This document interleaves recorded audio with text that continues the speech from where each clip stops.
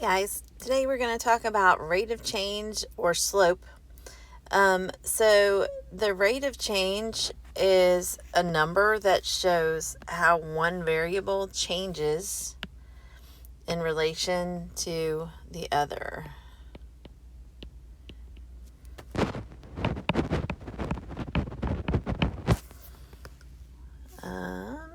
All right, so slope is the rate of change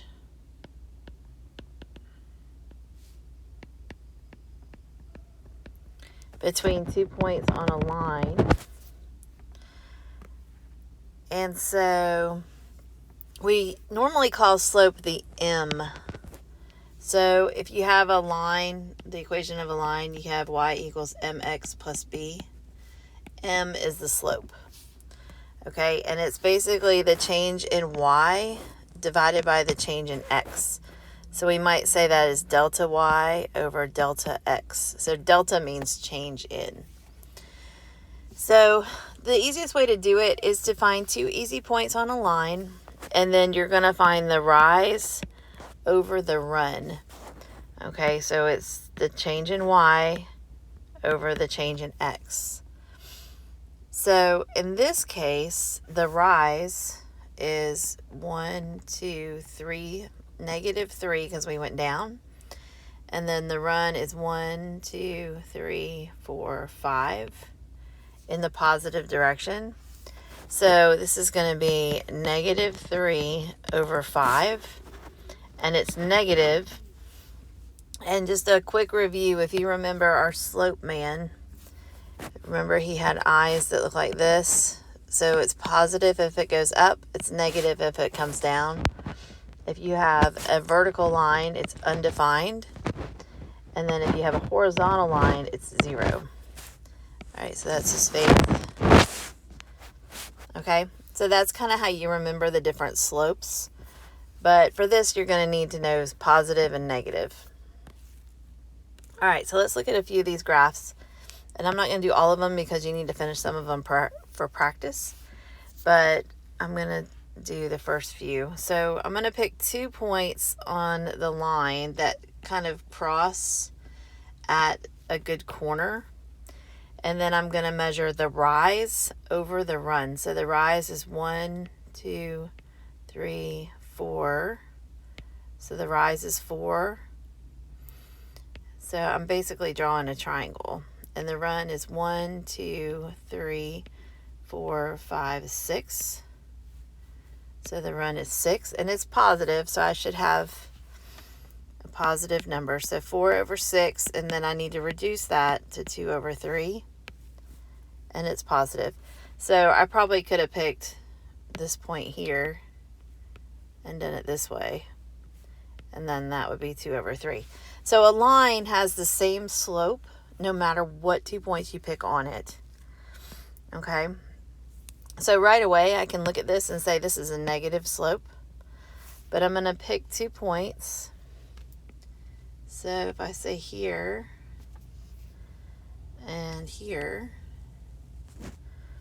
actually, I'm going to show you again. So I'm going to go down here this time. So I'm going to rise, go down 1, 2, 3, 4, 6. So I went down 6 and over 2. So that was negative 6 over 2, which is negative 3, or negative 3 over 1.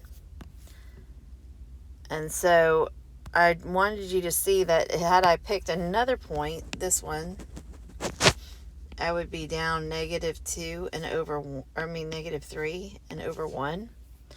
Or I could pick this point down here and go 1, 2, 3, 4, 5, 6, 7, 8, 9. That would be negative 9 over 3.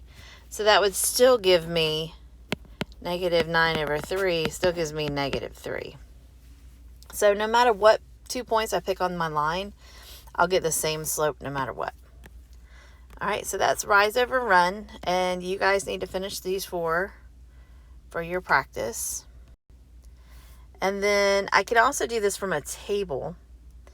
So I'm going to find the change in the y values divided by the change in the x values. And if it's linear, I should have the same change every time.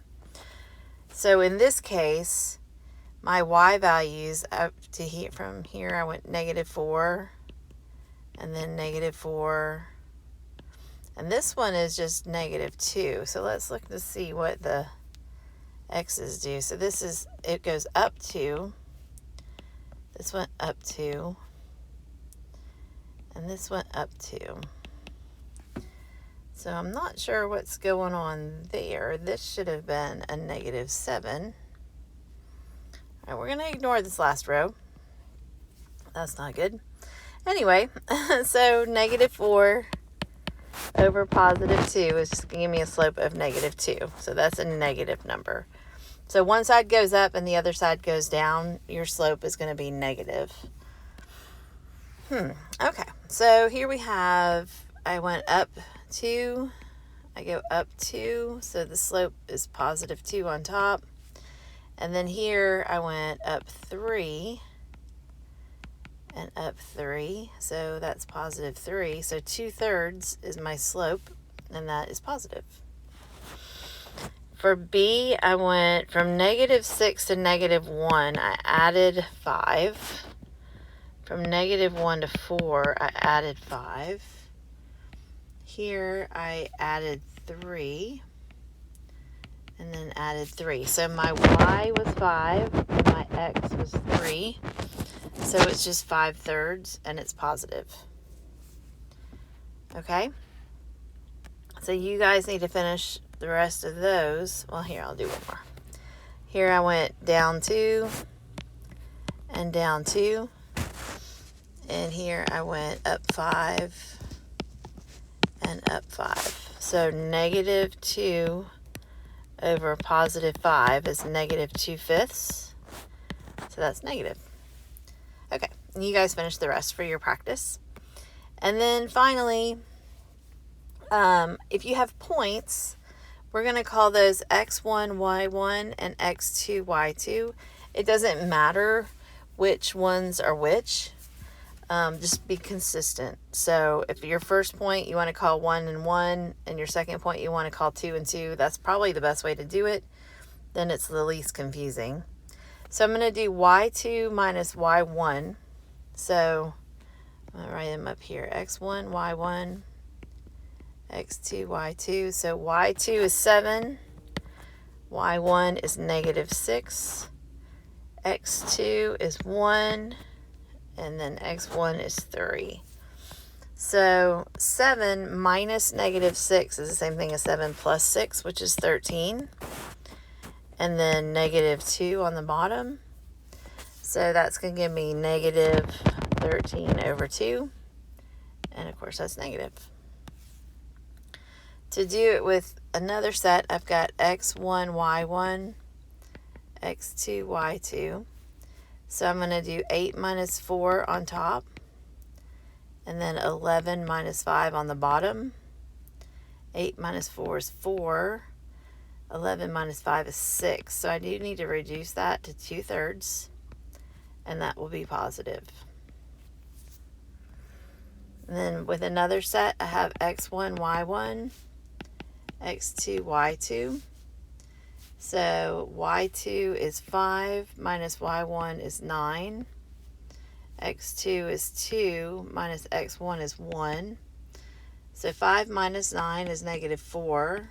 2 minus 1 is 1. So that's just going to give me -4.